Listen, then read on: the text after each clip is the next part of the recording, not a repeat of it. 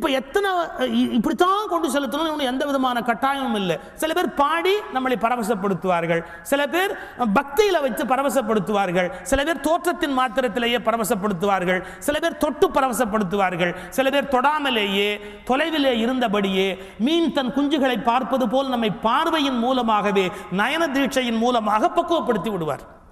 So இதுதான் வழிங்கிறதுலாம் கிடையவே கிடையாது. ரொம்ப குழந்தைத்தனமான பேச்சு. This is the one and only way, இதுதான் கரெக்டான மெத்தடு, மற்றதெல்லாம் தப்பு, அப்படி கிடையவே கிடையாது. உன் பக்குவம் என்னவோ, அந்த குருவின் நிலை என்னவோ, அது ரெண்டும் எங்கே சந்திக்கும்னு சொல்ல முடியாது, எந்த இடத்துல மீட்டிங் பாயிண்ட்னு சொல்ல முடியாது. அப்படியே நம்ம மாற்றிவிடக்கூடிய வலிமை உடையவர்களாக வாழ்ந்திருக்கிறார். இப்போ சில வாசகங்களை நீங்கள் சரியாக படிச்சீங்கன்னா நமக்குள்ள பெரிய அதிர்ச்சி உண்டாகும். ஜீசஸ் கிரைஸ்ட் அவர் ஒரு ஊர் வழியாக போய்கொண்டிருக்கிறார். அந்த ஊரில் மீன் பிடிக்கிற ஒரு மீனவர் குலத்தை சார்ந்த ஒரு இளைஞன். அந்த மீன் பிடிக்கிறவன் என்ன பண்ணுறான், ஜீசஸை பார்த்த உடனே அவருடைய தோற்றத்தில் இருக்கிற வசீகரம், ஒரு தனித்தன்மை, அது அவரை பார்த்து பின்னாடி ஓடி வரான், அவரை பார்த்து கும்பிடுறான். அவனை பார்த்துட்டு சொல்கிறார், எவ்வளவு காலம் நீ இந்த மீன்களையே பிடித்து கொண்டு இருக்க போகிறாய்? இதைவிட லாபகரமான மீன்களை பிடிக்கிற வழிமுறையை நான் உனக்கு சொல்லித் தரட்டுமா? இதைவிட லாபகரமான மீன்களை பிடிக்கிற வழிமுறையை நான் உனக்கு சொல்லித் தரட்டுமா? உடனே எப்படி பார்க்குறான், போதகரே நீர் வழிகாட்டும், நான் ஏற்றுக்கொள்கிறேன், அப்படியானால் என் பின்னால் வா, என் பின்னால் வா. அவன் உடனே இயேசுவோட பின்னாடி புறப்பட்டு போயிட்டே இருக்கிறான். இந்த பின்னால் போய்கொண்டே இருக்கிற போது ஊர்க்காரெல்லாம் பார்த்துட்டான், நம்ம குலத்தில் இருக்கிற ஒரு மீனவன் நண்பன் இந்த இயேசுக்கு பின்னாடி போறான்னு. அத்தனை பயிலும் அங்கேருந்து ஓடி வரான், ஊர்லேருந்து ஓடி வரான். ஓடி வந்தாலும் ஒருத்தன் சொன்னான், அடே உங்க அப்பா செத்து போயிட்டாடுறா, உங்க அப்பா செத்து போயிட்டாடுறா, வாடா உங்க அப்பா செத்து போயிட்டாடுறான். இவன் சாதாரண மனுஷன் தானே. ஒன்று இயேசு இடத்துல கேட்குறேன், எங்கள் அப்பா இறந்துட்டாரான், அதனால் நான் இறந்துட்ட அப்பாவுக்கு சில கடமையெல்லாம் செய்யணும் இல்லையா, நான் போய் அந்த கடமையெல்லாம் செஞ்சுட்டு மறுபடியும் நான் உங்கள் பின்னாடியே வந்துவிடுறேன், அது ஒன்று மட்டும் எனக்கு அனுமதி கொடுங்க, அது வரைக்கும் இந்த ஊரை விட்டு போகாதீங்க, கொஞ்சம் இங்கேயே இருங்க, நான் போய் செய்ய வேண்டிய கடமையெல்லாம் செஞ்சுட்டு உங்கள் பின்னால் வர்றேன். இந்த நேரத்தில் இயேசு ஒரு வசனத்தை பயன்படுத்துகிறார். அந்த வசனத்தை சரியாக படித்தா நம்முடைய மனசில் மிகப்பெரிய மாற்றம் வரணும். இந்த வசனம் 2 வரி. எங்கள் அப்பா இறந்து போயிட்டார், நான் கடமையை செஞ்சுட்டு வரணும், என்னை அனுமதி கொடுங்க. இயேசு சொல்லுகிறார், இறந்தவனை இறந்தவரிடமே விட்டுவிடு, இறந்தவனை இறந்தவரிடமே விட்டுவிடு, நீ உயிரோடு இருக்கிறாய், என் பின்னால் வா. சார் இதுக்கு என்ன சார் அர்த்தம்? இறந்தவனை இறந்தவரிடமே விட்டுவிடு. செத்தவனை படைக்க முடியுமா? இறந்தவனை இறந்தவரிடமே விட்டுவிடு அப்படின்னா அது என்ன இருக்கு? இறந்தவரை இறந்தவரிடமே விட்டுவிடு, நீ உயிரோடு இருக்கிறாய், என் பின்னால் வா.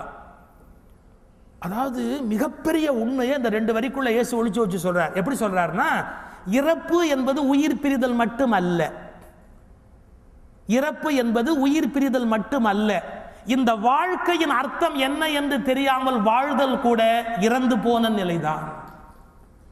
the very purpose of living, நான் இந்த உலகத்தில் ஏன் இருக்கிறேன், என்னத்துக்கு பிறந்தேன், என்ன ஏதுங்கிற உண்மை தெரியாம நான் என் லைஃப்பை கண்டினியூ பண்ணிக்கிட்டே இருந்தேன்னா, நான் வெளியிலேருந்து பார்த்தா மெடிக்கல் ரெக்கார்டு படி நான் உயிரோடு இருக்கிறேன், ஆனால் ஆன்மீக கணக்குப்படி நான் இறந்து போனவனே. ஏன் பிணத்துக்கு இவனுக்கு ஒன்றும் பெரிய வித்தியாசம் கிடையாது. இப்போ நான் 3 ஸ்டேஜில் சொல்கிறேன். காலையில் தூக்கத்திலேருந்து எழுந்திருக்கிறதுங்கிறது ஒரு பிறப்பு, காலையில் தூக்கத்திலேருந்து கண் விழிக்கிறது அப்படின்னு. மன்னிச்சுங்க, தூக்கத்திலேருந்து எழுச்சுட்டதாலேயே எல்லாம் விழிச்சுட்டான்னு அர்த்தமா? விழிச்சதுக்கு அப்புறமும் பல பேர் விழிப்பில் தூங்குறான். எப்படி தூங்குறான்? இதை ஏன் செய்கிறோம், எதுக்கு செய்கிறோம் தெரியாமையே ஒரு காரியத்தை செய்கிறான்னா அவன் உறங்கி கொண்டிருக்கிறான் தான் அர்த்தம். why I am doing this?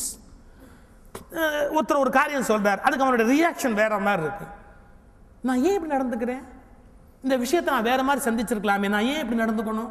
இப்போ கையில் ஒரு பொருள் வச்சிருக்கிறார், யாரோ ஒருத்தர் சொன்னோன்னு சில பேர் அப்படியே தூக்கி எறிவான். இப்போ தூக்கி எறியும் போது பிரக்ஞை நிலையிலேருந்து யாரும் செய்ய முடியுமா?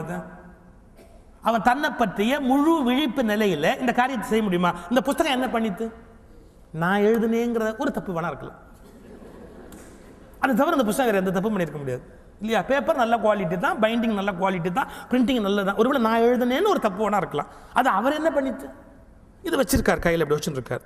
அவர் மனைவி என்னமோ கேட்குறா, என்ன நான் எங்காத்துக்கு போயிட்டு வரட்டுமான்னு கேட்குறா, என்னமோன்னு கேட்குறா, அப்படியே சொல்லுன்னு அப்படியே கோவத்தை அப்படியே விட்டு எறிவான். இந்த புத்தகத்தை இங்கிருந்து எரிய வேண்டிய அவசியம் என்ன அப்படிங்கிற விழிப்பு எத்தனை பேருக்கு இருக்கு சார்? ஒரு குழந்தை காரில் என்னமோ கிறுக்கி கொடுத்து அவள் அப்பா தொலைவிலேருந்து இப்படி பார்த்தான். அந்த குழந்தை அப்படி கிறுக்கிறத தொலைவிலேருந்து அவங்க அப்பா பார்த்துட்டான். அவனுக்கு ஆத்திரம்னா ஆத்திரம். புது கார் வாங்கியிருக்கான். அது என்ன பண்ணிச்சு, ஒரு கருங்கல் எடுத்து அந்த காரோட டிக்கியில் என்னமோ எழுதுறது. இவன் எரிச்சல் ஆகிட்டான். நேரம் போனால் அந்த குழந்தை கையை எடுத்தான், அந்த கருங்கல் எடுத்தா நக்குன்னு வச்சுட்டான். அதாவது புது கார் வாங்கியிருக்கோம், அதில் போய் இது என்னத்தை கிறுக்குதுங்கிற கோவத்தில் அந்த கையை அப்படி வச்சு கருங்கல் எடுத்து நெய் நெய்ன்னு வச்சுட்டான். அப்பான்னு அது கத்துச்சு பாருங்க. அப்படி அடிச்சாலும் அப்பான்னு தான் கத்து. பாவம் அப்பான்னு கத்துச்சு பாருங்க. அடுத்த கணம் அவனுக்குள்ள இருந்த மிருகம் செத்துடுத்து அப்பா முழிச்சு விட்டான். நான் இதை தான் சொல்றேன், இறந்தவன். அவன் இறந்தவன். என்ன இப்ப என்ன செய்யறோம்? இந்த குழந்தை பிஞ்சு கையை நம்ம நசுக்கிறோமே, நசுக்கிட்டா மறுபடியும் கை வளராது. இந்த குழந்தைக்கு இத்தனை நடக்குமே, இது எதுவுமே தெரியல. அவன் பிரக்ஞை நிலையில இல்ல, விழிப்பு நிலையில இல்ல, ஒரு போதையில் இருக்கிறான். கோபம் கூட ஒரு போதை தான். அந்த போதையில போய் நேரா கையை எடுத்து வச்சு நான் நினைச்சிட்டேன். அந்த குழந்தை கத்துறது அப்பான். அப்புறம் உடனே அவனுக்கு அப்பான்ற ஞாபகம் வந்துடுத்து. இப்போ இறப்பிலேருந்து முழிச்சுட்டான். குழந்தைய அள்ளி காரில் போட்டு ஹாஸ்பிட்டலில் கொண்டு போய் கடைசியில் ஹாஸ்பிட்டலில் வச்சு எல்லாம் பண்ணால் கை கூழ போயிடுது. அந்த அப்படியே பெரிய பேண்டேஜ் போட்டு வச்சுருக்காங்க. அந்த குழந்தைக்கு மயக்கமெல்லாம் கொடுத்து அந்த குழந்தை மயக்கத்துலேருந்து கலைஞ்சு எந்திரிச்ச உடனே அந்த கை முழுக்க அப்படியே பொட்டலாமா இருக்கு. அந்த குழந்தை அப்பாவை பார்த்து கேட்குறது, அப்பா எனக்கு புது கை எப்பப்பா முளைக்கும் அப்படின்னு கேட்குறது. எனக்கு புது கை எப்பப்பா முளைக்கும். அவனுக்கு அப்படியே தன்னை நெருப்பில் தூக்கி போட்ட மாதிரி இருக்கு. ஐயோ, ஒரு கோபத்தில் என்ன காரியம் பண்ணிட்டேன்னு அங்கேருந்து நேராக வெளியில் வர்றான். இந்த கார் தானே எனக்கு இவ்வளோ பெரிய பற்றை உண்டாக்கி அந்த குழந்தை மேலே உண்டாக்கிடுச்சுன்னு அந்த டிச்சியில் போய் எட்டி உதைக்கணும் அப்படிங்கிற எண்ணத்தில் போய் அப்படி எட்டி உதைக்க போகிறான். அந்த குழந்தை என்ன கிரிக்கிங்கிறத அப்போ தான் படிக்கிறான். Date I love you. That was the word. Date I love you. அப்போ நினைக்கிறான், நான் ஒரு அப்பனா ஐ லவ் யூன்னு எழுதின குழந்தை கையை நசிக்கிட்டேனே அப்படின்னு. மன்னிச்சுங்கோ, நாம் நம்முடைய விழிப்பற்ற நிலையில் நூற்றுக்கணக்கான பிழைகளை செய்கிறோம். ஒரு கணம் நாம் விழித்திருந்தால் அந்த காரியங்களை நம்மால் செய்ய முடியாது. சிகரெட் பிடிக்கிறவன் விழிப்பு நிலையில் சிகரெட் பிடிக்க முடியாது. மது அருந்துகிறவன் விழிப்பு நிலையில் மது அருந்த முடியாது. கற்பழிக்கிறவன் விழிப்பு நிலையில் கற்பழிக்க முடியாது. பிரக்ஞை குறைந்து போகிற நிலையில் தான் எந்த தவறையுமே நம்மால் செய்ய முடியும்.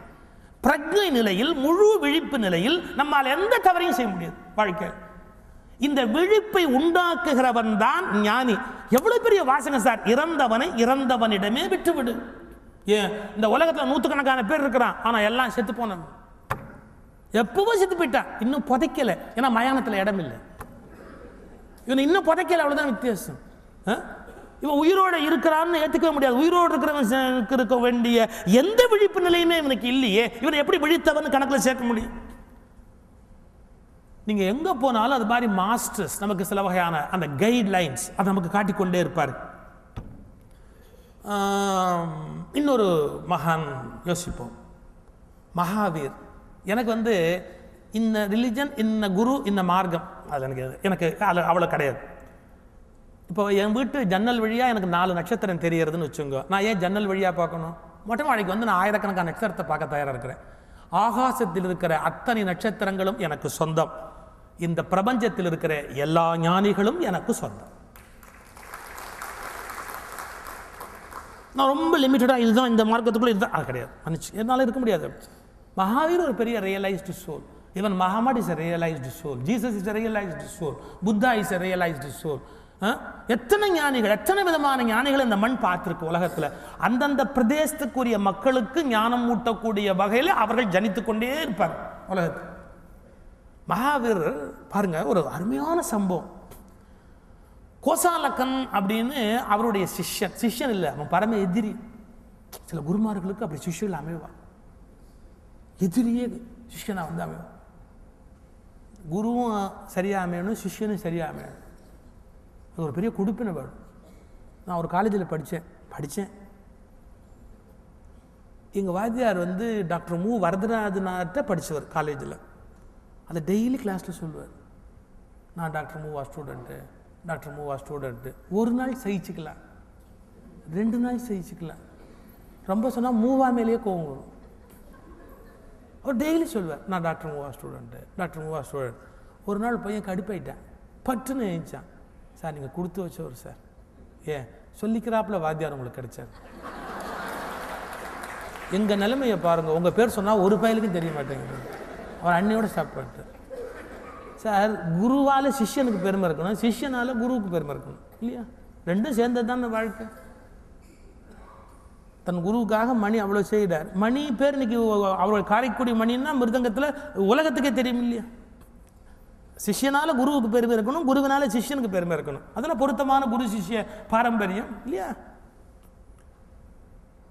கோசாலகன்னு ஒரு சிஷ்யன், அவன் பாருங்க விபரீதமான ஆள். அவனுக்கு மகாவீரரை பிடிக்காது. மகாவீருக்கு இருக்கிற செல்வாக்கு இருக்கு பாருங்க, அவரை எல்லாரும் விழுந்து கும்பிடுறார்கள், ஏற்றுக்கொள்கிறார்கள். அவர் ஒரு நிர்வாண உயர்ந்த நிலையை எய்தியவர். அவர் ஏதுமற்ற ஒரு பெரிய நிலைக்கு போனவர். ஆனால் எல்லாம் தெரிந்தவர், எல்லாம் உணர்ந்தவர். இந்த கோசாலகன் அவரோட போய் கொண்டிருக்கிறேன். திடீர்னு அங்கே பாருங்க ஒரு சின்ன செடி இப்படி வளர்ந்துருக்கு. அவன் கேட்குறான், இவர் முட்டாளாக்கணும்னு, குருவை முட்டாளாக்கணும்னு கேட்குறான். இந்த செடியை பற்றி என்ன நினைக்கிறீங்கன்னா, இந்த செடியை பற்றி என்ன நினைக்கிறீங்க அப்படின்னு. இவன் ஏன் கேட்குறான்னு அவருக்கு தெரியும். ஒரு வினாடி கண்கள் எப்படியும் மூடினார். ஆழமாக அந்த செடியின் விதை ஆழம் வரையில் பயணித்தார். அது ஜனித்த விதையின் ஆழம் வரையில் மகாவீரர் பயணித்தார். அப்படியே கொஞ்ச நேரம் அப்படியே இருந்துட்டு சொன்னார், இந்த செடி பூக்கும் அப்படின்னார். இந்த செடி பூக்கும் அப்படின்னார். யாரும் நினைச்சு பார்க்க முடியாத வக்கரமான காரியத்தை கோசாலகன் உடனே பண்ணினான். என்ன டபக்குன்னு போனால் செடி எப்படிங்க அந்தாண்ட போட்டு. இப்போ மகாவீர் சொன்னது பொய்யாகும். இந்த செடி பூக்கும்னார். ஒரு தியான நிலைக்கு போயிட்டு விடை சொன்னார், இந்த செடி பூக்கும். அவன் அப்படி பிடிங்கன்னா செடியை தூக்கி அந்தாண்ட போட்டான். மகாவீரர் அப்படி ஒரு பார்வை பார்த்தான். மகாவீரர் ஒன்றுமே சொல்லலை. அவர் பாட்டுக்கு அப்படியே போயிட்டார். அவர் பாட்டுக்கு நடந்து அந்தாண்ட போயிட்டார். இவன் பின்னாடியே புறட்டு போயிட்டான்.